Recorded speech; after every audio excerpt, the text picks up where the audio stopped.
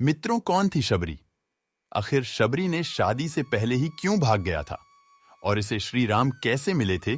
झूठे बेर खाने के पीछे रहस्य क्या थी?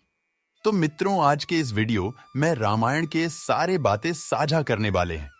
तो मित्रों, वीडियो में आगे बढ़ने से पहले चैनल को सब्सक्राइब जरूर करना।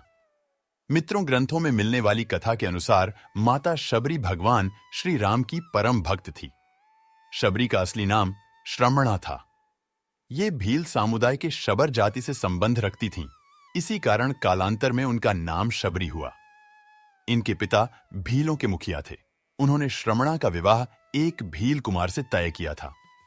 विवाह से पहले परंपरा के अनुसार कई 100 पशुओं को बलि देने के लिए लाया गया, जिन्हें देख श्रमणा का हृदय द्रवित हो उठा कि यह कैसी परंपरा जिसके कारण बेजुबान और निर्दोष जानवरों की हत्या की जाती है।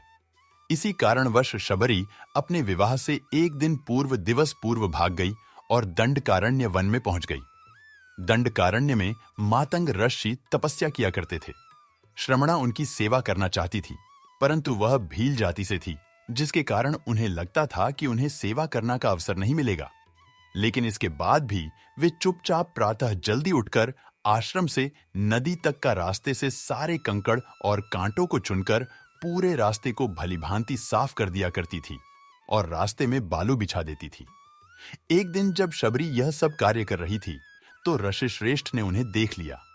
वे शबरी की सेवा भावना से अत्यंत प्रसन्न हुए। उन्होंने अपने आश्रम में शरण दे दी। शबरी वहीं पर रहने लगी। एक दिन जब ऋषि मातंग को लगा कि उनका अंत समय निकट है, तो उन्होंने शबरी से कहा कि वे अपने आश्रम में ही प्रभु श्री राम की प्रतीक्षा करें।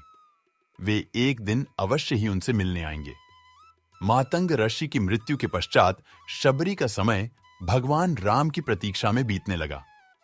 वह अपने आश्रम को एकदम साफ सुथरा रखती थी और प्रतिदिन भगवान राम के लिए मीठे बेर तोड़कर लाती थी। एक भी बेर खट्टा ना हो, इसके लिए वह एक एक बेर छक्कर तोड़ती थी। ऐसा करते करते कई वर्ष बीतते चले गए। एक दिन शबरी को पता चला कि 2 सुंदर युवक उन्हें खोज रहे हैं। वे समझ गईं कि उनके प्रभु राम आ गए हैं।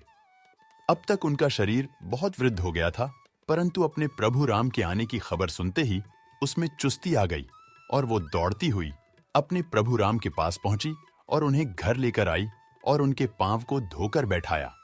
इसके बाद उन्होंने अपने तोड़े हुए मीठे बेर राम को दिए।